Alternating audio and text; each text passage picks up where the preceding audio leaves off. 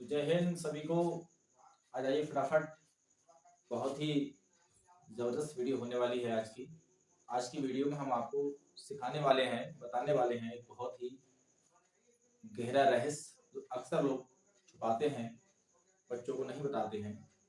रहस्य ये है कि आप लोगों ने समाकलन पढ़ा होगा क्लास 12th में, और जो बच्चे क्लास 12th में हैं वो पढ़ते होंगे या फिर पढ़ेंगे।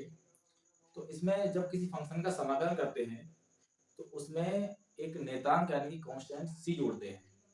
जैसे आपको साइन एक्स का समाकलन करना है तो साइन एक्स का समाकलन करके जो भी आंसर आता है उसमें सी को जोड़ते हैं। ये सारे फंक्शनों के साथ ऐसा करते हैं। अब यहाँ पे पॉइंट ये है कि ऐसा क्यों करते हैं। मेरा ऑब्जेक्ट आपको ये सिखाना रहेगा, ये बताना रहेगा कि सी को जोड़ने का क्या रहस्य है, क्या कारण है। तो हम लोग यहाँ पे सीखते हैं।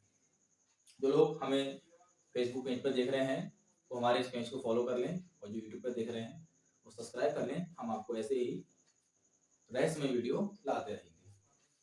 तो पहले हम एक बात क्लियर कर लेते हैं कि आप सब जानते हो समाकलन और अपकलन एक दूसरे का उल्टा होता है, अपोजिट होता है।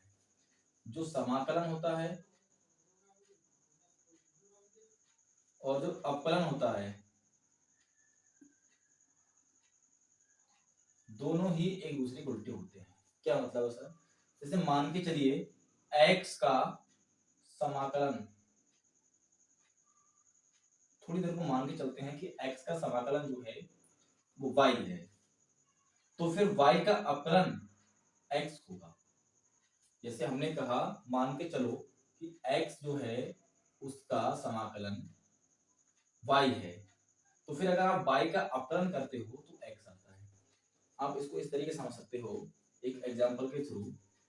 जैसे अगर आपको dy/dx sin x, ये आपको अपकलन करना है, यहाँ पे sin x का अपकलन हो रहा है, और साथ ही में आपको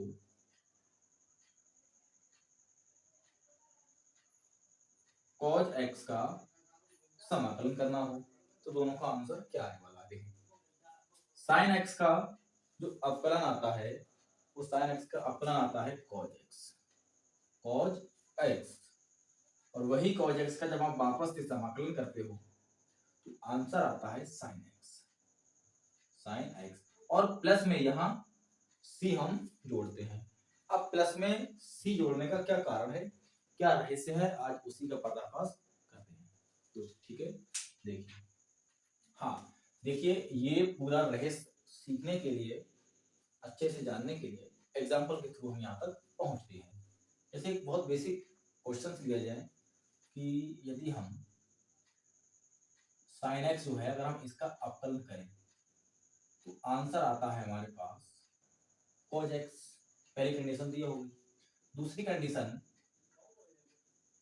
अगर हम साइन x प्लस n का अपकलन करें तो भी आंसर cos x ही आता है। क्यों? क्योंकि आपको पता है अपकलन अगर किसी नंबर का होता है तो वो शून्य हो जाता है। तो यहाँ प्लस में शून्य हुआ, और शून्य को यहाँ पर हम लोग लिखना जरूरी नहीं समझते हैं, तो जो आया वो cos x ही आंसर आया। मतलब साइन x का अपकलन cos x हो गया, और जो n है यहाँ पर n कोई नंबर होगा, 1 2 3 कुछ भी हो सकता है, तो नंबर का अपकलन यहाँ पर 0 हो गया। तो n की जगह कोई भी नंबर ले सकते हो आप। जैसे एग्जांपल के लिए हम समझिए यहाँ पर तो dy/dx sin x प्लस का हमने 5 ले लिया। अब आप देखें, साइन का अगर आप अपकलन करते हैं तो वो cos x आ जाता है, प्लस 5 का अपकलन करते हैं तो वह 0 आता है। 0 से मतलब यहाँ पर है नहीं, तो कुल मिला के आपका cos x यहाँ पर आंसर आएगा। अब यही cos x आप पर तब भी आ रहा था जब आप अपकलन कर रहे थे केवल sin x का, और यही cos x आप पर तब आ रहा है जब आप अपकलन कर रहे हैं sin x प्लस n, और n यहाँ पर कोई नंबर को शो कर रहा है। तो अब हमने तो ये पढ़ा है कि अगर किसी फंक्शन का अपकलन करने पे जो आ रहा है उसका हम जब समाकलन करेंगे तो पहले वाला हमें आना चाहिए। एग्जाम्पल के लिए, आप इस cos x का जो अपकलन करोगे, सॉरी, जब आप इस cos x का समाकलन करोगे तो sin x आना चाहिए, जो कि आता भी है। जब आप cos x का समाकलन करते हैं तो यहाँ पर sin x आता है, लेकिन जो प्लस में c जोड़ते हैं उसका सिर्फ इतना सा कारण है कि जब आपने इस cos x का समाकलन करा तो इस cos x का समाकलन sin x प्लस का 5 आना चाहिए। अगर आपने इस cos x का समाकलन करा तो इस cos x का समाकलन sin x प्लस का n आना चाहिए। ऐसे ही ढेर एग्जांपल आप समझ सकते हो। जैसे मान लो थोड़ी देर को हमने dy/dx sin x plus tan का अवकलन किया तो इसका जो आंसर आने वाला है वो cos x प्लस का 0 आने वाला है। तो इस 0 से मतलब है नहीं, सिर्फ cos है। तो जब sin x प्लस tan का अवकलन cos x आ रहा है तो फिर cos x का समाकलन sin x प्लस tan आना चाहिए।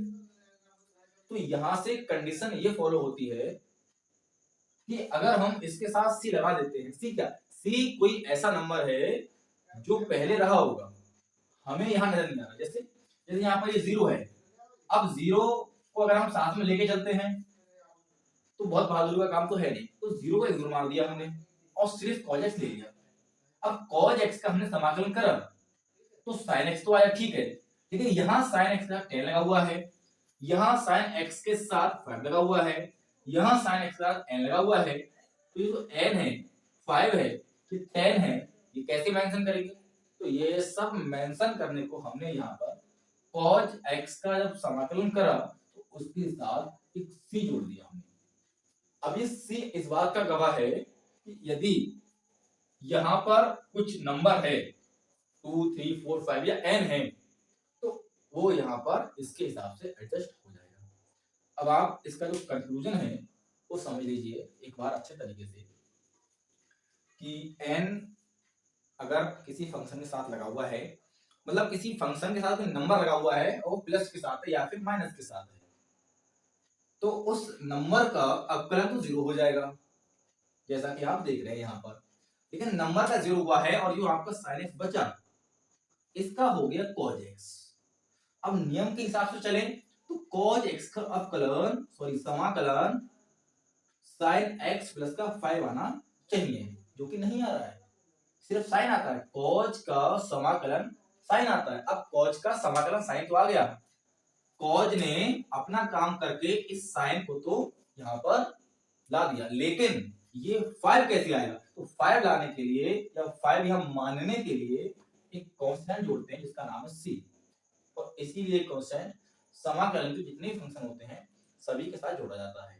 अब आप कहोगे सर अगर हम इस cos x का हमने यहाँ पर समाकलन करा और आंसर हमने लिखा sin x प्लस का c और यहाँ पर c के बारे में कोई चर्चा नहीं है, तो क्या ये गलत हो सकता है? तो ये गलत नहीं। क्यों? आप इस sin x के साथ अपनी समझदारी के लिए 0 तो मान ही सकते हैं, तो यहाँ पर ये जो c है वो 0 को बता रहा है। यहाँ पर जो इस cos x का समाकलन करके sin x प्लस c आएगा तो वो c इस 5 को बताएगा। और ऐसे ही यहाँ पर जब आपने इसका अवकलन करा तो cos x आया और cos x का जब आप वापस समाकलन करोगे तो sin x प्लस का c आएगा और वो c यहाँ पर n को डिनोट करेगा। उम्मीद करते हैं कि आपको हमारी बात समझ आई होगी। मिलते हैं नए लेक्चर में, तब तक के लिए जय हिंद।